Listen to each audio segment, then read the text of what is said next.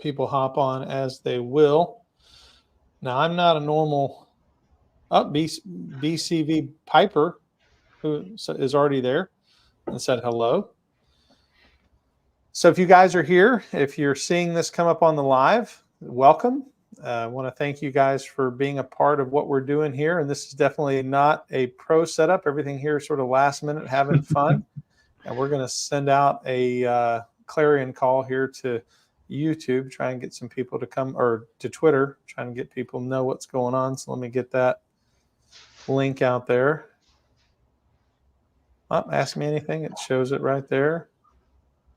Can I share that same link that's at the top? Is that how that works?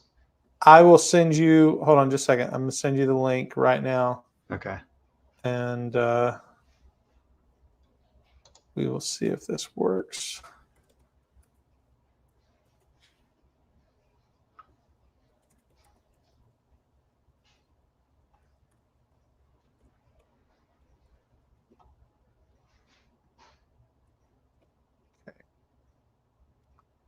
I just posted it, so let me send it to you. Can you see there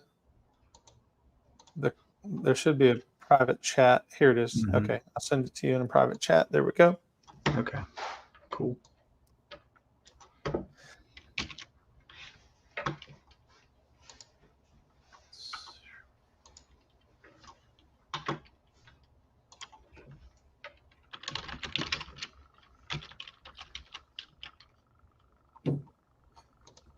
Man, we got questions already coming through. So let's see if I can just, here's the link. There we go. All right, tweeted it out. Okay. All right. So first of all, how you doing, man? What's up, buddy? Hey, congratulations on your big victory. You are not only now the amillennial king, but you are within hours of being the 1689 Cigars 2024 tournament champion. How's that feel? Very surreal, because I did not at all expect it. I didn't expect to make it past round 2, and even round 1 I was concerned about, because Marcus Pittman is a really nice guy. He's got a lot of friends out there in the social media world, but he conceded right away because he didn't have a Twitter account, and so he just dropped out. Yeah, huh? Yeah. You're never going to win that way. You got to have at least the next account, right? Yeah, so he dropped out immediately, which made me win round 1. And then I was up against Doug, and I just figured Doug Wilson would kill me immediately. Mm-hmm. But my folks came through. I was thankful. Watchwell Podcast just said, "What's up? Hey, man, it's good to see you." I'm grateful for those brothers over at Watchwell. They do an awesome job. In fact, I was just talking to him earlier. You ever watch their podcast, what they do? I do not. It's really embarrassing. Like, I am a content creator, I suppose, but I am rarely a content consumer. It's pretty embarrassing, actually. I am the same way, because I'm always, I'm producing stuff, and I'm preparing for sermons, which take up a lot of my time. Right. So I don't have a lot of time to listen to other podcasts and stuff. That's why I'm not getting better. I'm not learning from others. Yeah. And when I'm working in my office, I have to have it dead quiet. I'm not one of those guys that can have any sort of noise, or especially talk in the background. One of my coworkers, Christian Jones, Christian, if you're out there, what's up, buddy?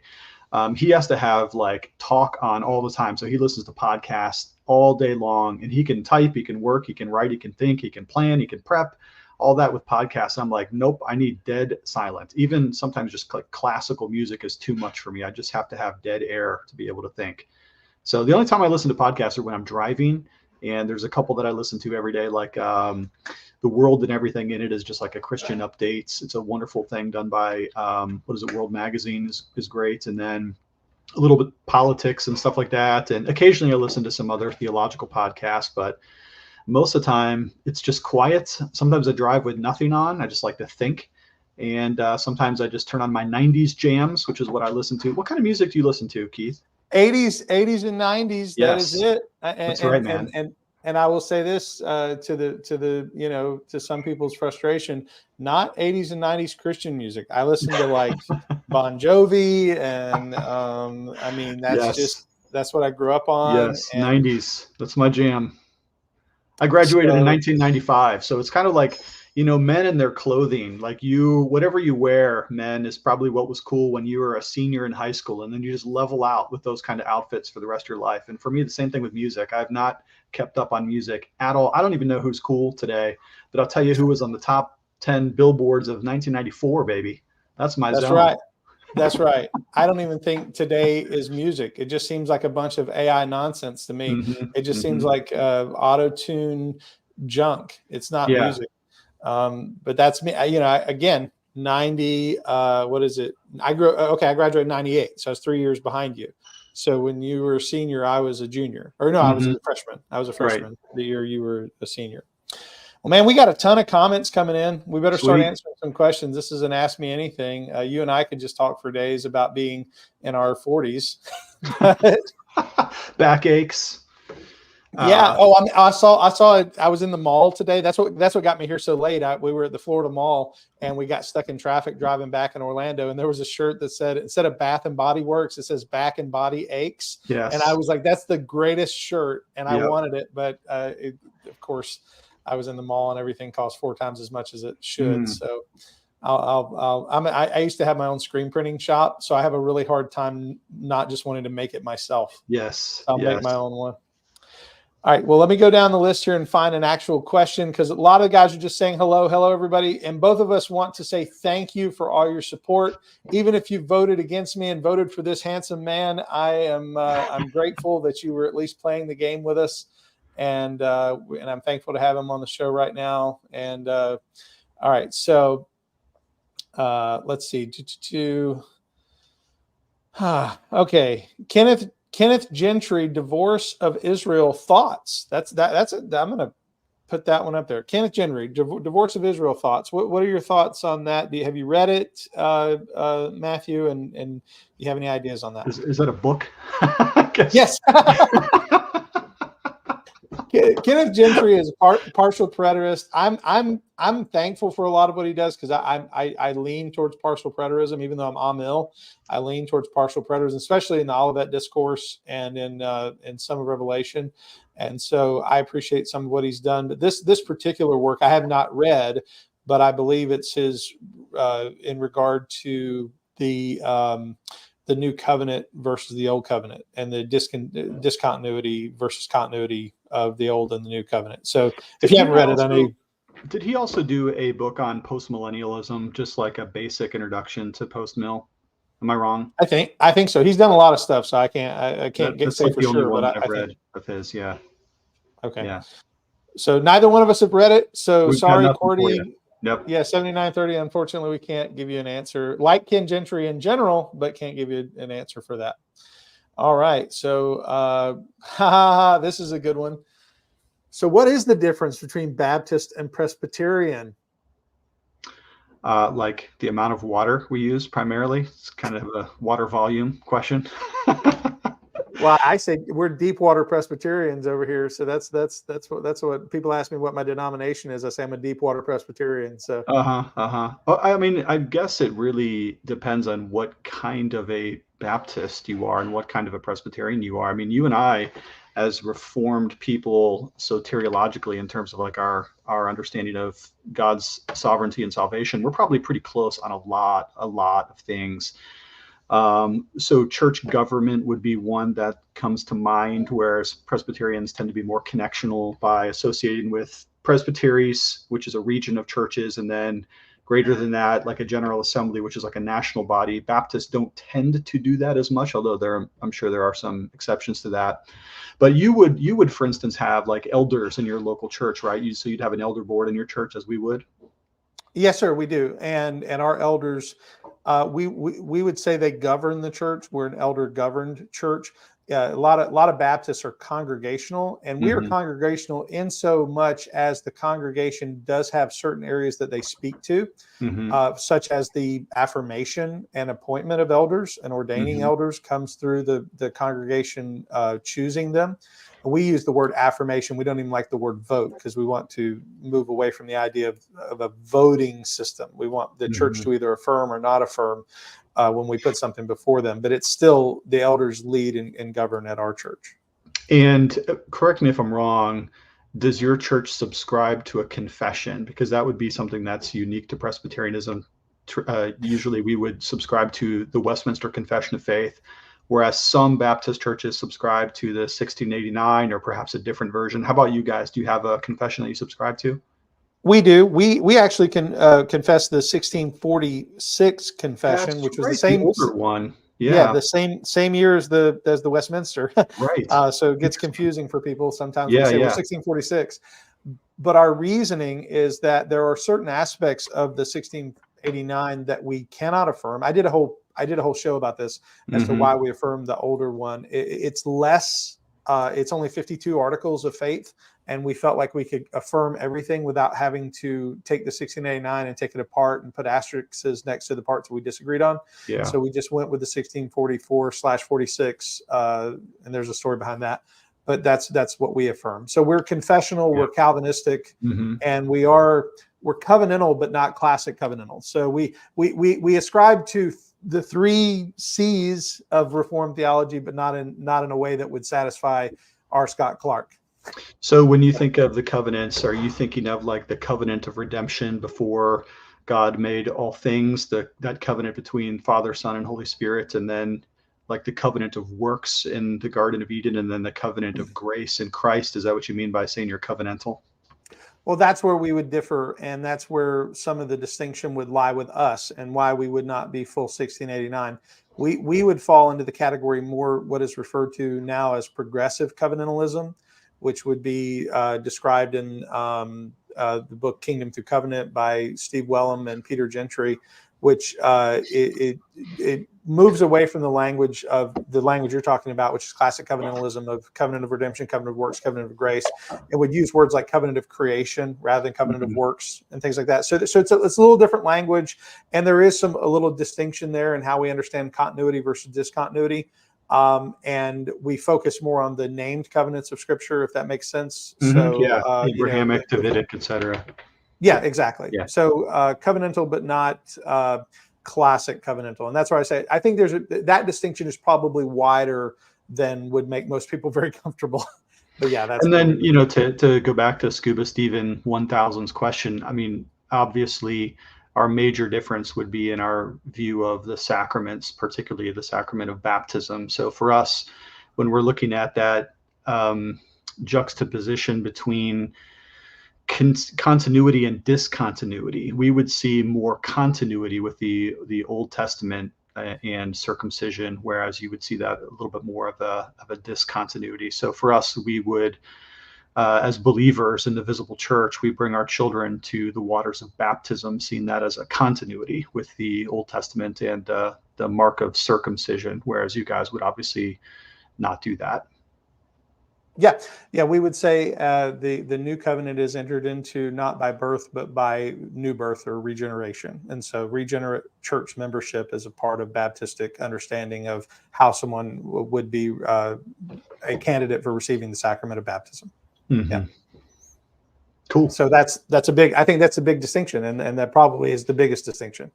So sacramentology and a little bit of church government, and probably the amount and method of how we subscribe to confessions. Yep, but great question. All right, this one's just for you, and you can probably answer it pretty quick. How's that Jonathan Edwards study Bible going? Thanks for asking. Actually, I'm working really hard on it right now. We thought we had turned in all of the content for like the commentary running along the bottom, and we came to a pretty good point of being satisfied with all of that.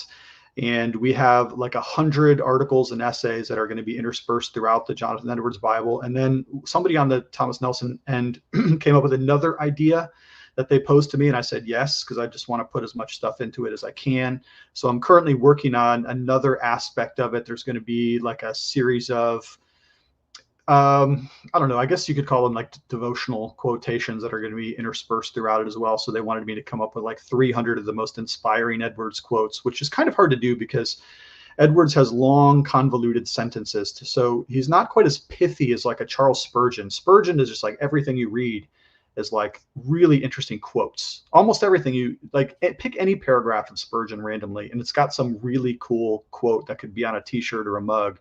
But Edwards is not like that. So I'm having a bit of a hard time trying to whittle down these kind of devotional thoughts that we're going to put in there. But it's still, unfortunately, you know, these things take a long time. It's actually kind of a slow project. We had to do a lot of reading of Edwards first, and then a lot of excerpting, and then there's a lot of editing processes. And then once it hands over to Thomas Nelson and their fine editorial staff, then they go through stuff and all the layout and the marketing right now and the developments.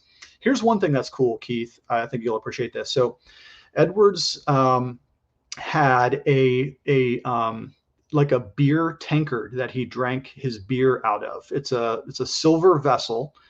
And on that silver vessel, his family crest was emblazoned. And there's like a cool lion kind of heraldry crest on this vessel, right?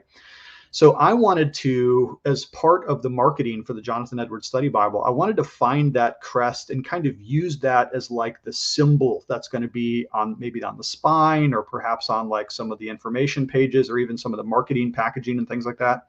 Just kind of like how Cambridge has their little lion logo, and Schuyler has its Jerusalem cross, and Crossway has its little symbol. So I was thinking like, okay, what's the symbol for this Jonathan Edwards Study Bible? So to make a long story short, I had a hard time finding this silver tankard. So I put a post online. Does anybody live in New Haven that you can go take a picture of this thing?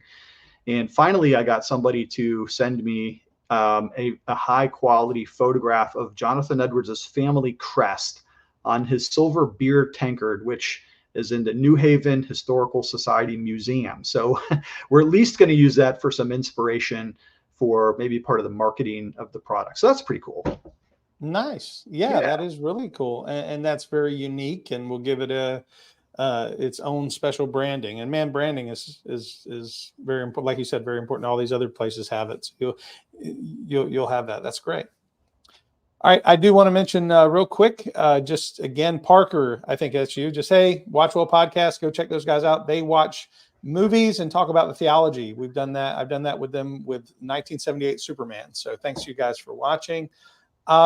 Here's a theological question. And this one, again, I don't know why we're getting so much. There's a lot of Revelation questions, I guess because of the amill king thing. Are you amill, Matthew? Yes, I would call myself optimistic amillennial, Okay. which essentially means that I'm very optimistic as it regards the gospel going out to the nations, the Great Commission being fulfilled. I see the nations being largely evangelized successfully, so that when the Lord returns, he will find a strong and vibrant church. But I'm a little bit more pessimistic when it comes to the nations kissing the Son in Psalm 2.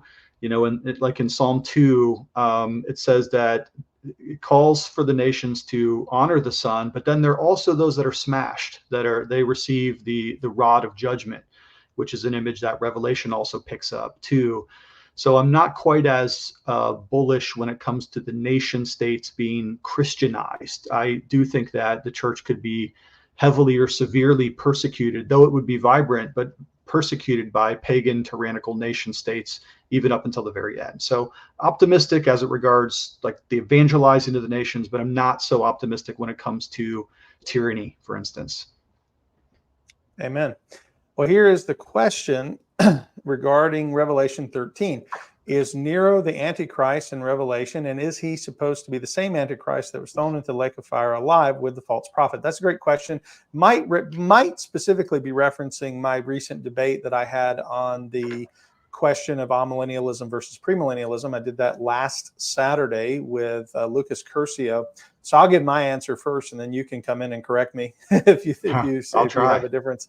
But the answer, I do believe that because I do take a partial preterist view of Revelation, I do believe that Nero is the beast of Revelation 13, which would mean I would take an early dating on the writing of Revelation, even earlier than some, because I would say it would have to be before the Jewish Wars, probably around 67, as early as 67.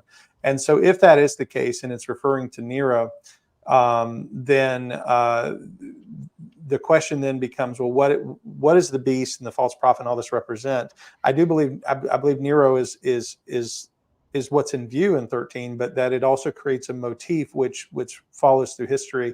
And I do believe that toward the end of history, there will continue to be this system which rises up against Christ and his church, and likely will be a specific leader within that system that will be called at that point what we might call the Antichrist, or an Antichrist figure. And so in that sense, I would be taking somewhat of an idealist approach as well as a partial preterist approach, and sort of molding the two together. And in that would find myself as saying, I do believe there is a point at the end of time where Revelation 19 is referring to someone who could possibly be thrown alive into the lake of fire. But that may be an approach that is untenable for some, because it's somewhat of a blended approach. But that's my understanding. Yeah, I think idealism melds very well with amillennialism. I think part of my understanding of Antichrist is that, as John says, the Apostle John, there's not just one Antichrist, there's many Antichrists, many have already come. Just in the same way that Christ, there's only one Christ, right? But there are many types of Christ in the Old Testament, for instance. So like David is a type of Christ. Noah or the ark is a type of Christ. The temple is a type of Christ. There are things that forefigure who Jesus is by pictures, persons, places, even institutions that typify Christ and in some way shed light on who the Messiah is going to be. David being probably the best example of the Davidic type of the Christ king, the Messianic king. I think it's similar with Antichrist in that there are certain figures throughout history that are typological of the final boss, the final man of lawlessness. So like Pharaoh in the Old Testament is clearly typological of the Antichrist or the man of lawlessness. So too with Nebuchadnezzar, and I think Nero is a particularly apt type of the final Antichrist. In some sense, he is the Antichrist that John's audience is concerned with in the first century. No question about that. There's a lot of things in Revelation that I think do specifically point to Nero. But I'm not so full preterist that I would say that he's the final Antichrist. I would say that he's typological in sort of a telescoping way.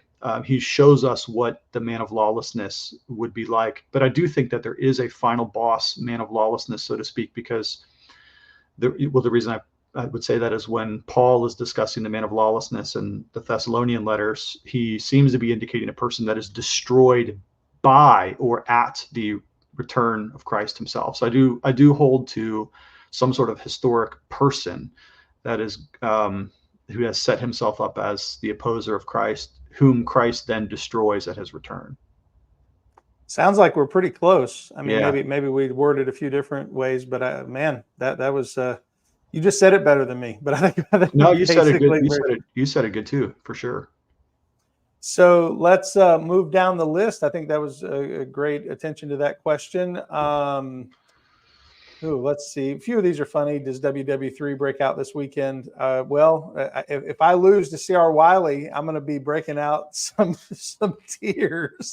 You're not going to lose. First of all, hey, let's talk about this. The bottom half of the bracket. Let's throw some shade at the bottom half of the bracket, because the top half was where all the action is. If you were paying attention to the tournament, just look at the numbers in the voting between the top half of the bracket and the bottom half of the bracket. You and I, dude, we went through the meat grinder, and yes. You're going to come out on top. But listen, It's going to sound like I'm bragging here, and maybe I am a little bit, but I need a bronze medal on this chest right here, because I'm convinced that I took bronze. I'm on the podium.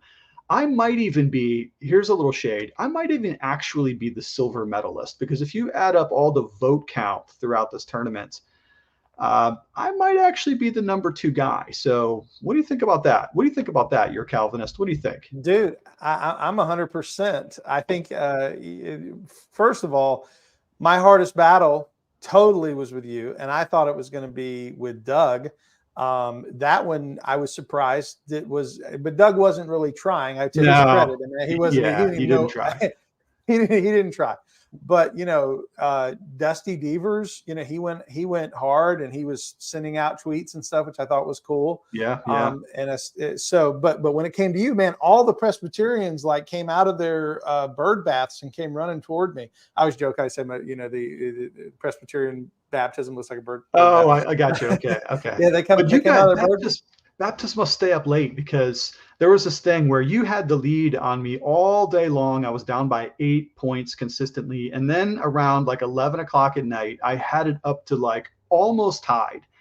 And then I went to bed. I'm like, if this is close tomorrow, I'm going to make a YouTube video. I'm going to get after Keith. I'm going to tease him. And then I woke up and I'm like, I'm down 12. What happened overnight? This is like this is like the Biden jump, and the 2 o'clock in the morning burst is what you had, buddy. A bag of votes is what came in. I don't know. It was bad to stay up late, I guess. One guy said it was getting to the other part of the other countries. I'm like, where? There's no countries in the Pacific. I mean, but I guess.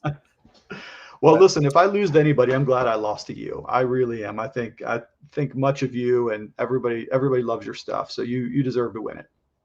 Well, I appreciate that. And I'm very thankful to get to have this conversation. And if I would have lost you, I would have been like, totally, it would have been worth it, because you're such a great guy too. All right. So what are the strengths and weaknesses? Well, we've talked a lot about partial preterism, Austin. He was going to ask about, but we've already answered one of his questions there. So let's jump to another. If we have time, we'll go back. Pastor Matt, how do you interpret the meaning in the Westminster Confession talking about the efficacy of baptism not being tied to the moment of administration? I interpret it as saving aspect spiritua. I'm not sure I understand that last part. They may have mistyped or run out of room. But this is obviously a question for you. So we're not Lutherans, and we're not Catholics. We don't think that baptism has any sort of regenerative power. But when we talk about baptism as Presbyterians and in our confessions, we like to talk about them under the rubric of signs and seals. A sign is indicative of the presence of something that's greater than the sign itself. So hang with me on this for a second. If you're driving along and you see a sign by the road and it says school, the sign is indicative of the presence of something that is greater than itself. So nobody drops their kids off at the sign hoping for their children to get educated there. It's the building that's beyond it. That's where the school is, right? So, but the sign indicates the presence of something. And in the same way, baptism is a sign of something greater than the water itself. And that greater thing is the cleansing power of the blood of Christ. So what the water of baptism does is it signs to us, or it signifies the cleansing power of saving grace through faith in Jesus. And what Jesus does is he washes away our sin. He takes away our sin guilt, and he gives us his imputed righteousness, even as he takes our sin upon himself in his death on the cross. So baptism is clearly a sign of that, but it's also a seal. And this too is biblical language. Both of these terms, sign and seal, come from Romans 4. But a seal in the ancient world is an authenticating, like a signature of the author, the one who sends it. So if you send a letter, you would seal it on the ends with wax, indicating that there's authenticity there. And so the authenticity as it regards the sacraments is that they are the Lord's sacraments. He is the one who commands them. He is the one who tells us to come to the Lord's table, and he is the one who tells us to come to the baptismal waters. So the sealing aspect is indicative of the authority of Christ. So typically for us, when we think of baptism, yes, we apply it to our children because, again, we think of that continuity with the Old Testament of the marking of the family of faith. And this would be a slight nuance between you and I'm sure. Whereas when we think of baptism for Presbyterians, we think of baptism as the downward promises of God in the gospel. It's not so much the individual's upward testifying of their faith in God. It's not an upward statement like when you're baptized, it's not like, God, I declare to you my faithfulness, but rather baptism is God's downward declaring of his promises to those who trust and believe. And so, of course, when an infant is baptized, we're not saying that they're being regenerated in that moment, but rather we are anticipating with covenantal expectation that God will save this child should he or her come to him by repentant faith at a later time. So that's where we get the language of not being tied to the moment, but nevertheless, it does have a real sacramental power to it in that way. I hope that made sense.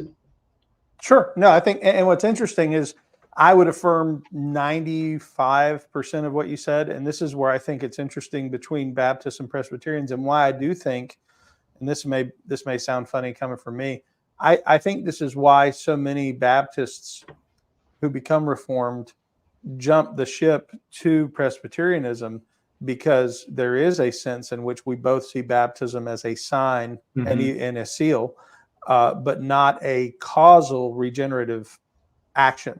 A sacerdotal action or sacramental where it creates this thing of regeneration. And that's why it would be harder for a Baptist, I think, to become a Lutheran, because the Lutheran would see baptismal regeneration, and many Baptists would say we reject that wholeheartedly. But when a Presbyterian says, well, it's not the timing that matters, it's the sign itself that matters, and whether you apply the sign to the child or apply the sign to an adult, it's still the regeneration and work that's on the inside that's pointing to. And so, and I think that's why a Baptist can better affirm that than could affirm baptismal regeneration, such as is taught in Lutheranism. I think so, it's still difficult, because we have to say, for a Baptist, the hard part is saying timing. We would argue, at least in a sense, timing does matter, not because of, and I understand what you're saying when you say we talk about the faith going up and those things, but the timing matters in regard to who is in the covenant, who has been made part of the covenant. And this is going to be I'm debating Daryl, I forget his last name. He's written on the subject of, he's a Presbyterian pastor. He's written on the subject of infant baptism, and wants us to do a debate on this subject. And really my issue is, who is a member of the new covenant? Is it a birth or a new birth thing? And that's really my argument. That I think that's the simplest argument a Baptist can make, is who does the New Testament qualify as members of the new covenant? And I know we would disagree. I'm just saying that's where the line is. It's not really the efficacy of baptism. It's more who is part of this covenant. So here's another thing, just while we're having fun on this topic. When we think of baptism too, it's hard for us to break our minds out of this kind of individualized understanding of, like, you're thinking of the person being baptized, right? The person to whom the water is applied or for whom is submerged in the water. But I want people to think a little bit more broadly than just the recipient of the baptism in that moment, because there is the community that is observing the baptism as well, which is why we do not do individual or private baptisms, but we do baptism in the public congregation. And so there's a sense here that when one person is baptized, let's say it's a child or even an adult who comes to faith in Christ, so we can agree on that instance. It's not just that person, though. It's not just an individualistic experience between he or she and his or her God, but rather it's the covenant community's celebration of baptism. And so this is why, like, when we baptize a child, for instance, there's vows for the parents, but there's also vows for the congregation to say that they're likewise promising to love, disciple, catechize, discipline this person who's come into the visible community of the church. So whether you're Baptist or Presbyterian, I think Keith would probably agree with this, try not to think of it as just an individual experience, but rather the communal, corporate, church celebration of that sacramental moment. That's a better way to think of baptism more broadly. Amen. And we certainly don't practice private baptism either. Yeah, right. Yeah, would definitely not. Right. All right. Let's see. We're moving down here. Lot of just comments and stuff. Folks have been talking about the 40s. We're in our 40s. People have been talking about 80s music. Appreciate that. Let's see. A lot of references to Waterboy. I don't know why. That's Vicky Waterboy. What's going on with that? The movie Waterboy with I don't know why. Somebody Adam said something Sandler? about Scuba Steve. Scuba Steve, you mentioned Scuba Steve. That was the name of one of the guys. And Got Scuba it. Steve's from Big Daddy, and Big Daddy goes to Waterboy, Vicky Valancourt. Okay. See, that's how my mind works. Yeah. I'm glad you figured that one out. I was lost there. Okay, here's a great one. Nothing to do with theology. Okay, cool. What are the top 3 movies from the 90s? Top 3 movies from the 90s. I know mine, but I want to hear yours first. Oof. Okay. Goodness gracious. Braveheart's 90s, right? Like that's one of the greatest movies of all time. I love Braveheart. Braveheart is that movie for me that, like, you know how if you're sick and you stay at home and you're just feeling achy and terrible and you got to turn on something to kind of like just grind through the day. Braveheart is that movie for me. I've watched that movie through so many bouts of flu or whatever. That's a great one.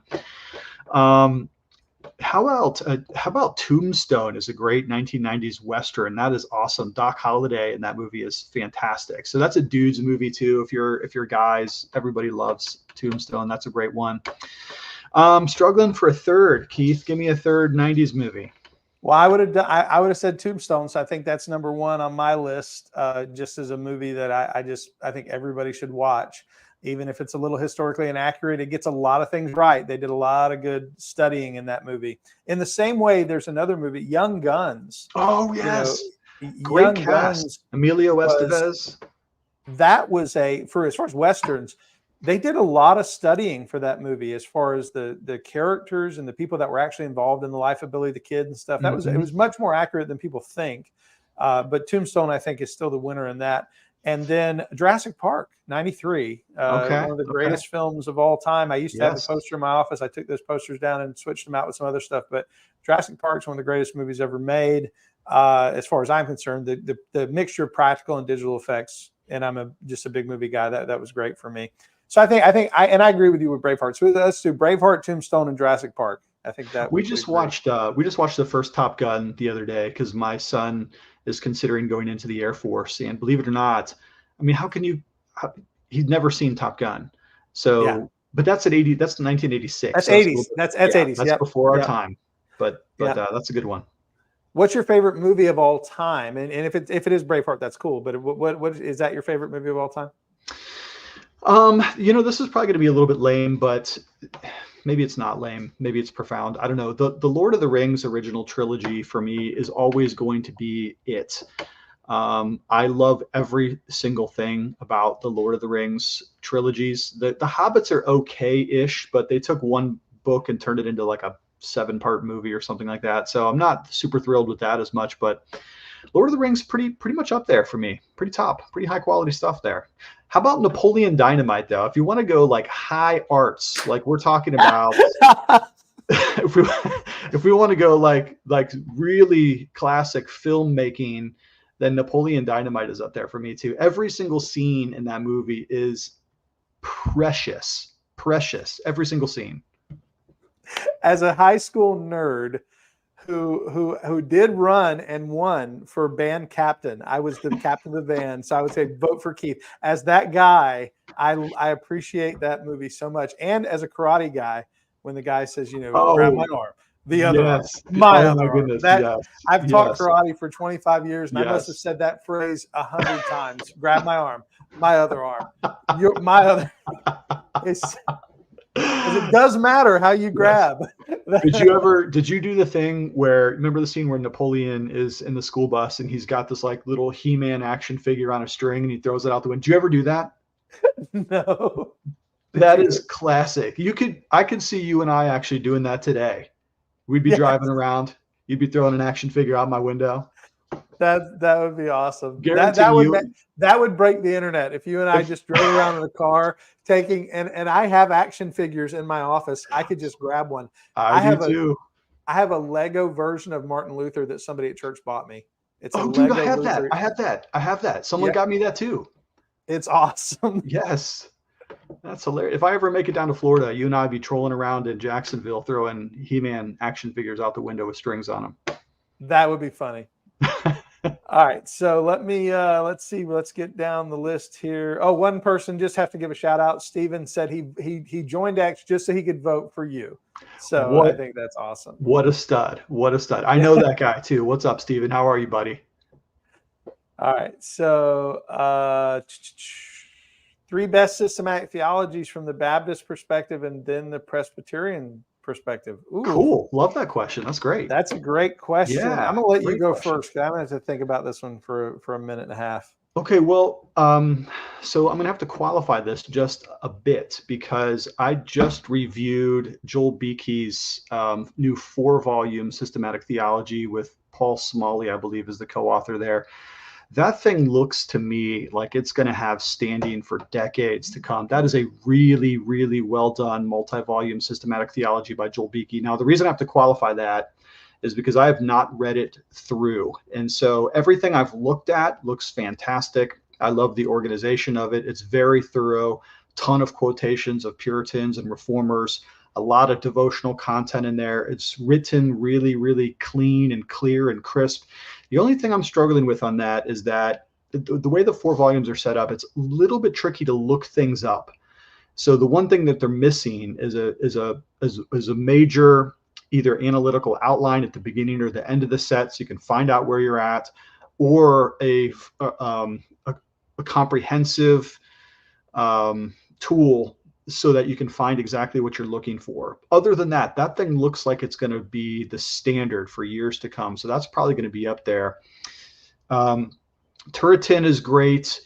Berkhoff would probably be very highly ranked for me. That's the book that I commonly just look up something for a real quick couple of paragraphs just to kind of frame it up where I'm at. Of course, I like John Frame because I studied under him, though he has some wrinkles and nuances that I'm not super thrilled about.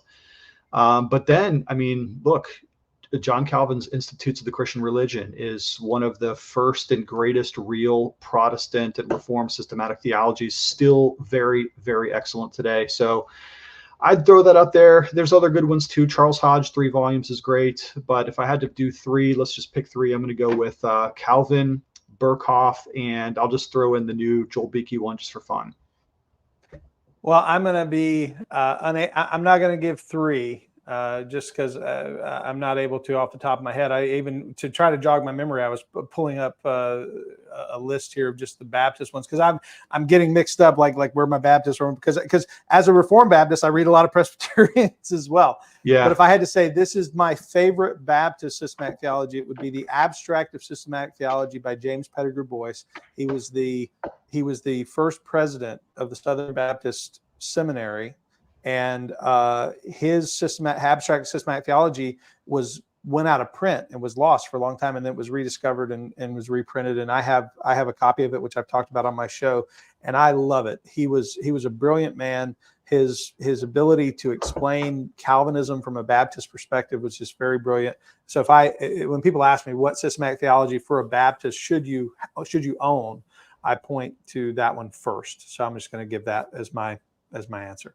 Nice. I like it. All right. So let's see. Moving on down.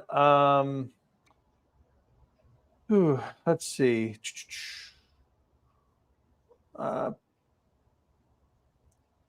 Boy, there's a couple of them are just repeat questions. I saw somebody asking again about the efficacy of baptism.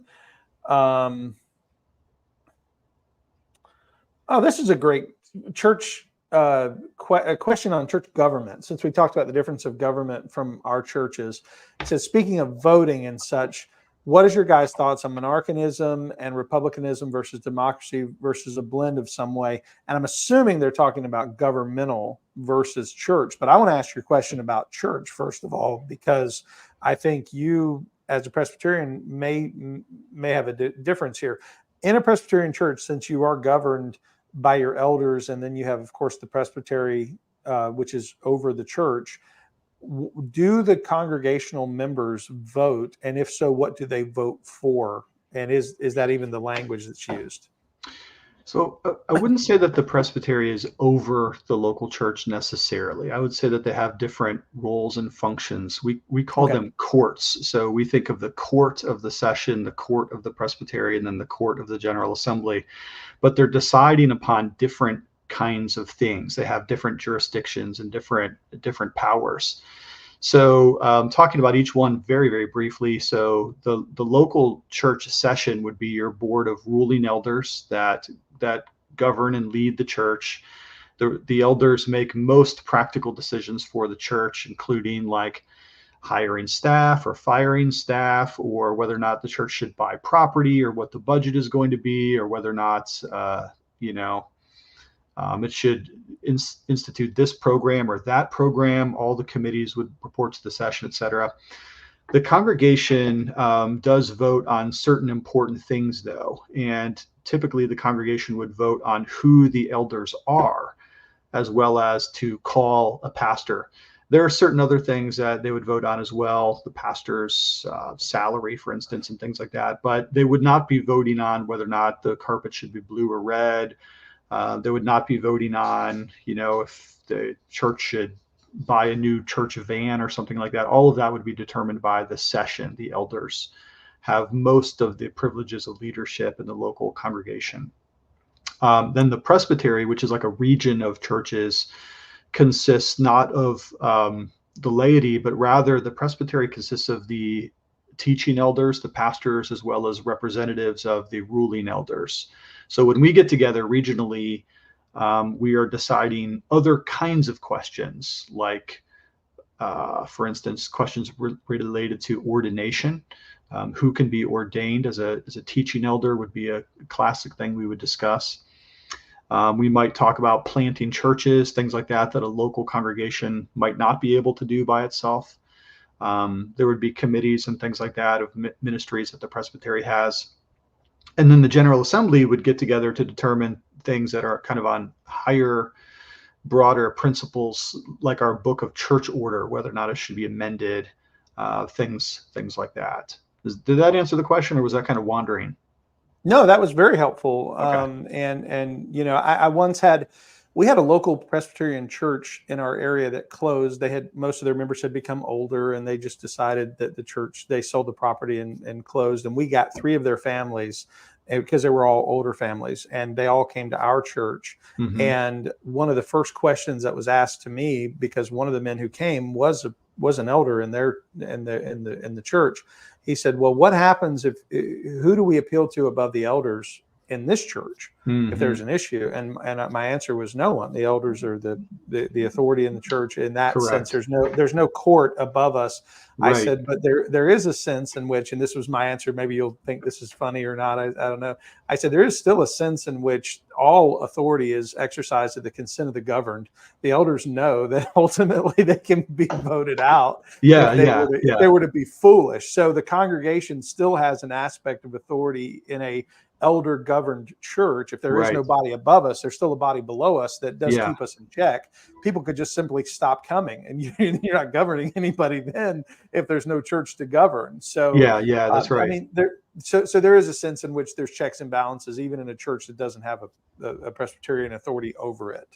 Now, when it comes to like church discipline, let's say a member gets into some kind of outrageous sin, a member of a local church would be disciplined by their session. So the court of first prerogative, of course, would be the session. So let's say a member gets divorced for an unbiblical cause, or commits adultery, or murders somebody, or is caught embezzling funds or something like that, then the local church session would discipline that person.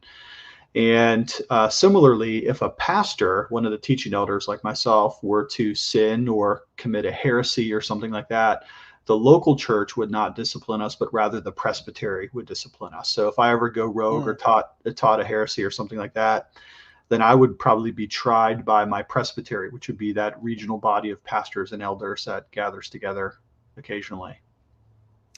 Yeah, that would be a place where it would be a little bit more difficult. And the way that it's worded in our Constitution is that in any event where there is a call to question on the integrity of an elder regarding a sin issue or anything else, that the other elders would be responsible for that person's examination. And so it wouldn't be an outside body, but the other elders so for instance, if there are 5 elders and 4 of them the other 4 would be responsible for examining that person and then bringing them before the church for discipline. Yeah. So that would be the method. Yeah. So this question is kind of interesting, though, because I don't think the person is actually talking about church government. They're talking about forms of civil or magisterial government. And the question here seems to be like, does the Bible prescribe a kind of civil government here? Monarchism, meaning some form of kingship, that there's some kind of king. How that king derives his power could be various ways. It could be some sort of a royal family situation. It could even be some kind of an electorate that elects a king. It could be through the power of sheer brute force. The toughest man becomes the king, and certainly there are governments that are built on those presuppositions. Then republicanism would be some sort of representative government similar to what we have here in the United States of America, and a pure democracy would just be like one vote for every single citizen. Calvin, this is about the only intelligent thing I have to say about this, Keith, is that in the very end of the Institutes of the Christian Religion, like the last section, he talks about various forms of civil government. And essentially here he's arguing that the powers that be are instituted by God. And Calvin has a very limited view of rebellion against the powers that be. He doesn't see a whole lot of mechanisms for rebellion or the throwing off of leadership. But as I recall, Calvin says that there is not a biblical form of civil government that is instituted in Scripture, because though everything we see is monarchies, it's not necessarily prescribed, though it is prescribed for Israel as the theocratic state of Israel under the kingship there. But that is a different kind of government than the kind of governments that Calvin's talking about. So I don't think that there is any particularly biblically instituted form of civil government. What do you think on that? Well, I agree with you. I agree with Calvin. I think the heart of the question, and I may be wrong. I don't know I know the man asking the question. He's one of my friends on Twitter. Okay. Mm-hmm. But I don't know why he's asking it, but I think I know. So I want to kind of assume something here. Maybe I'm wrong. I think the assumption of the question is based on what's the conversation that's going on right now, particularly among the theonomists and the Christian nationalists, about whether or not there should be sort of a Christian prince or a Christian monarchy where that person rules with the iron hand of God's law, saying God's law must be enforced. And would there ever be a way to enforce God's law if we were in a democracy? Is there even a way to enforce God's law in a republic? The only real way to enforce it, I think, in the minds of some, would be with a monarchy, someone who has that authority. But then the question, and this is R. Scott Clark's question when I talked to him about this, the question was, well, but who is that person going to be? Mm-hmm. Right? If it is and this is certainly not in any way to take a poke at you as a Presbyterian, but let's say it is a Presbyterian who becomes the Christian prince.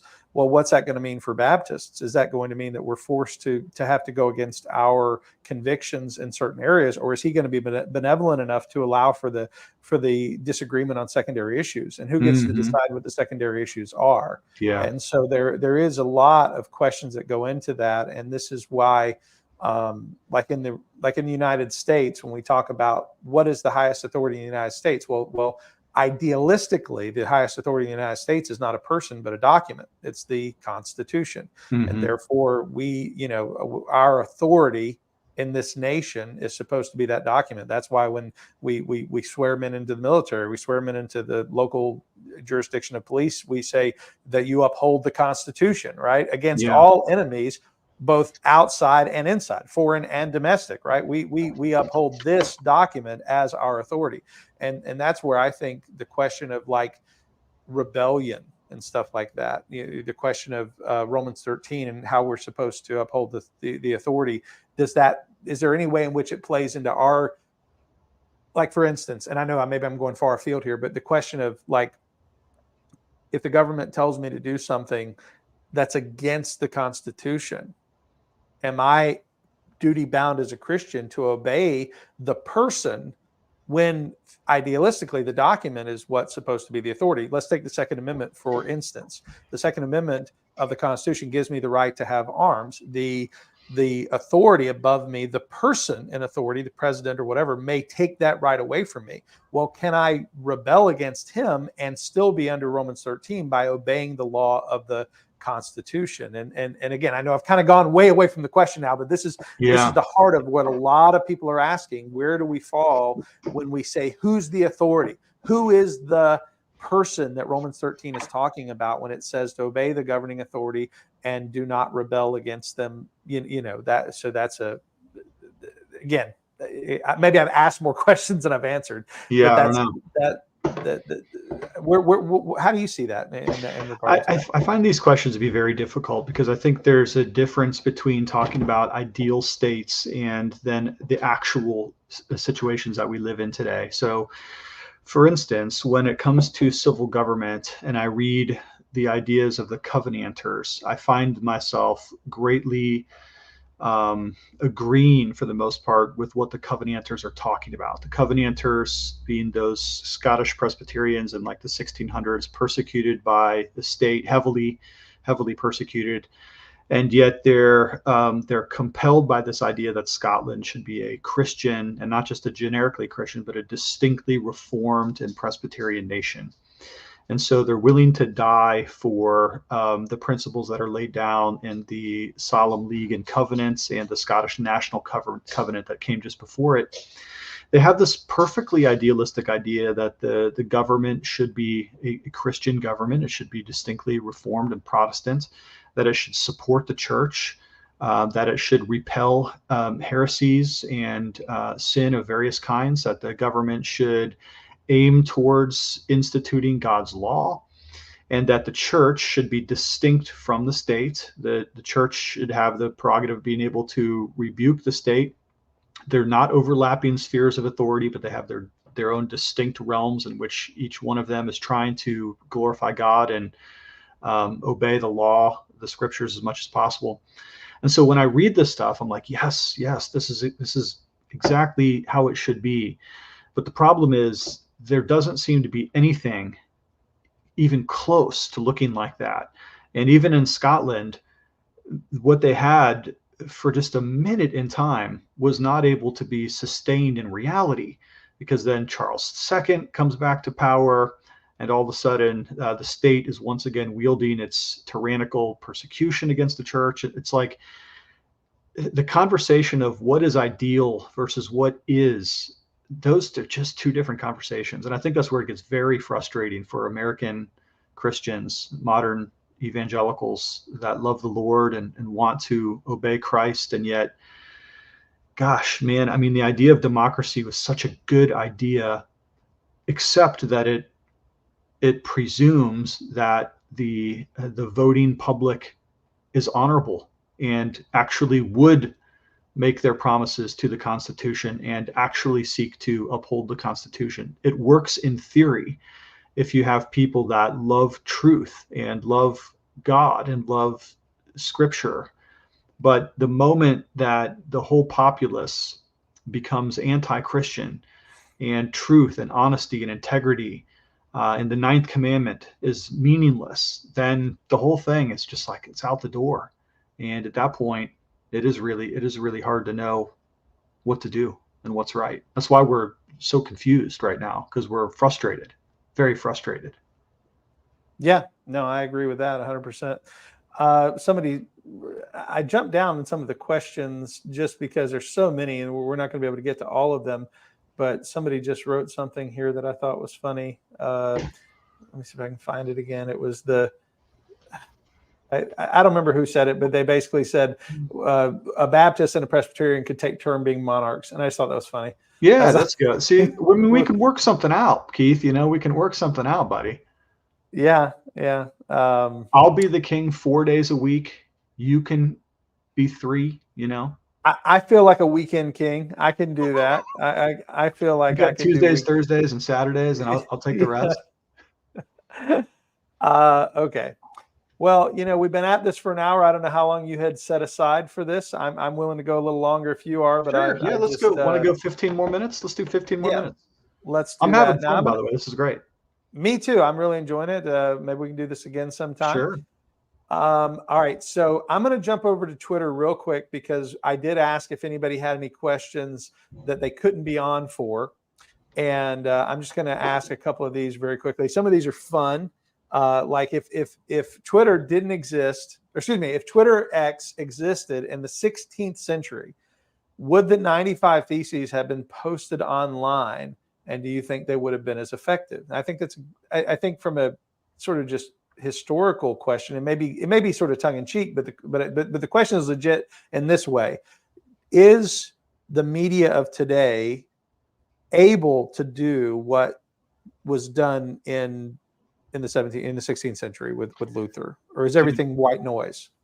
Luther would be the most outrageous tweeter imaginable. He would be setting people on fire, scorched earth. If that dude had access to Twitter, yeah, he'd be a beast. Now, I think that Spurgeon and Edwards would be lecturing a little bit more on like guarding your speech and like your demeanor and your temperament. Edwards is just so reserved in the way he speaks. He never lets go a statement that he regrets. You know what I'm saying? Like, he is so careful in the way he talks. And I can't imagine Edwards misusing Twitter, but I can see Luther getting, he has a little too many German beers and he's up too late firing away. I think Luther would be a bit of a problem. Yeah, I what do you think about that? No, well, I think you're 100% right. I think someone would have to cut off Luther's subscription to Comcast. I think. Yeah. I think Luther being Facebook jail. I like this. Keith should be the. Oh, did I get it up there? It says Keith should be the king during the feasts. The Baptists know their way around a potluck. So I agree. You can be the king during all the hard stuff, but I'm going to be the king during the feasts. Okay. All right. So I got a buddy named Scott on Twitter, and he asked a question that he's asked me to ask in several of these things, and I always forget to ask. So I told him if he could remind me the question. It's a whopper. Oh, goodness. Bring it up, Scott. I can't see it. What was if you're listening? Well, I'll go back to him in a second. Okay. Here's a great serious question, and then we'll go back to Scott's question in just a moment. What's your thoughts? And I know my thoughts. I'm going to let you go first on this one. What are your thoughts on Reformed street preaching? Is it effective? And what would you do differently? That's a great practical question for a pastor, and I really like your thoughts on this, and I'll get mine. Yeah, cool question. Yes. So I actually teach a class on evangelism at RPTS, the Reformed Presbyterian Theological Seminary in Pittsburgh. And I have a section on open air evangelism and street preaching, and I encourage it to be done. There are a bunch of advantages to it, and there are a few disadvantages. And this is probably true with most of our methods of evangelism. There's going to be some advantages and there's going to be some disadvantages. So for instance, Twitter or YouTube, the advantage there is you can get a lot of people online together. You can do a YouTube video and hit 5,000 people. So there's an advantage there, right? But there's a disadvantage in that it's not personal. And so you're always kind of weighing out positives versus negatives in any kind of evangelistic mode. And the same thing is true with street preaching. So the advantage of street preaching is that it's very public, and it can sometimes be somewhat confrontational. You're confronting people with the gospel, and you're telling people to repent of their sin and to turn to Jesus. And so you might say that a negative is that it can at times come across as confrontational. But the advantage is, like, you also reach a lot of people that would never darken the doors of a Christian church. And one of the stories that I tell, two stories actually in my evangelism class. The first is that A.W. Tozer, one of the great spiritual writers, now he's not Reformed, but I still love his works. He was converted in the city of Akron, my hometown, by a street preacher, a man with probably a Dutch or a German accent. He wasn't sure, but he came out of the rubber factory. He was working at one of the rubber factories in Akron. And here's this guy literally standing on a soapbox preaching, repent and believe. And that is what converted A.W. Tozer. And A.W. Tozer's ministry was, outstanding after that. And then the other one is Hudson Taylor, one of the greatest missionaries of all time. Probably did more good for China than almost any other mortal as far as like preaching fruit and ministry goes. And Hudson Taylor was converted by a gospel tract, simple tract that somebody left out, and he found it and read it and was converted. So while it's not going to reach everybody, it is going to reach some people. And that's the beauty of evangelism, is that we have to throw out seed everywhere. It's like the parable of the soils, where you throw in some out here and some out here and some out here. The methodologies can be varied, but the gospel has to be the same. And so street preaching, yes, I would say definitely do it, but just understand that not everyone it's not going to appeal to every hearer. There are certain people that will be reached by it, but others will not. Amen. 100% amen to everything that you said. The only thing I would add is, I've had the benefit and blessing of having, as one of my elders, Brother Mike Collier. He is an open air preacher, and so I have the benefit of going out with him. I have preached some, but I generally just let him preach, because that's where God has gifted him, and he has a really strong ability to communicate in that. And I just stand around, sort of being with him, so he's not all by himself. And I hand out gospel tracts, and I offer to have conversations with people as they're walking by. And I feel like in that part, I'm stepping back and I'm letting him shine with the gifts that God's given him in a way that's unique and within our congregation, very helpful, because other people come out and they also hand out tracts and they also have conversations. And so it's just been a blessing to our church. So if you have somebody in your church who God is gifted in that way, my recommendation to you, if that person is a sound, godly man that you can trust to go out and share the gospel, support that person, encourage that person, and go with that person. Mike has told me stories about going out by himself and, feeling very intimidated, where people come up behind him, throw things at him, things like that. And it's nice to have somebody just be beside you. Mm-hmm. As Jesus sent them out 2 by 2, so just as a thought. If you've got a person in your church that has that heart, support them and encourage them is my word to you. Yeah. All right. Very quickly, I'm going to ask Scott's question. This it's humorous, but it's a great question. Is the Whopper Jr. a small Whopper, or is it just a regular hamburger with all the fixings? Is it legitimately a small Whopper, or is it just a regular hamburger with all the fixings? What say you?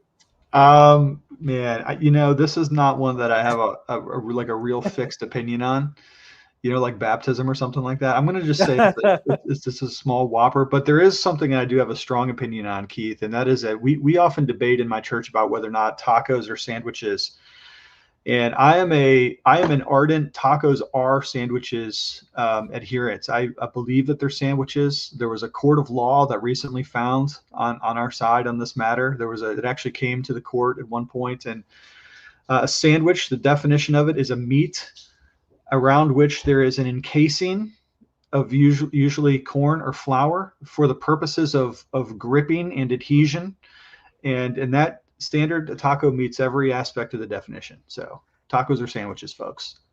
Amen. I had a debate on whether or not a hamburger was a sandwich with Samuel Say on my show. And that, to me, that was obvious, but Sam wanted to argue it. So he argued that a hamburger is not a sandwich. Wow. And I said, not only is a hamburger, I said a taco, a hot dog, they're all sandwiches. Yes. They're all sandwiches. Very much with you. We agree.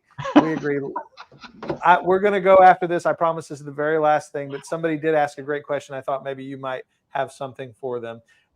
This guy says that he and his wife are going to watch a movie tonight. What movie should they watch? What are you going to give them? And this will be our last thing, and then we'll be done. Dude, I don't know, man. What movie should I? This is Maple Syrup Studios says, what movie should I watch with my wife tonight? I have an answer. I got an answer. But I'm gonna have to change the question. Okay. It's not a movie, but you should definitely sit down and watch a Nate Bargatze comedy special on Netflix. That will be fantastic. It'll be good for your marriage. You'll laugh, you'll cry, it'll move you. Movies are too long, but Nate Bargatze specials are perfect. So definitely do that. I don't think I could love you any more than I do right now. There we go. I have a Nate Land mug from his podcast. It sits on my desk. My wife bought it for me for Christmas, and I have a Nate Land shirt. I love Nate Bargatze. His dad is a magician. Yes. I was a magician. I know that. That's crazy. So I just love him to death. So I agree. But if I were going to watch a movie, I would tell you to watch my favorite movie of all time. And it's not a good movie. It's not in anyone's top 100, but it's my favorite movie of all time.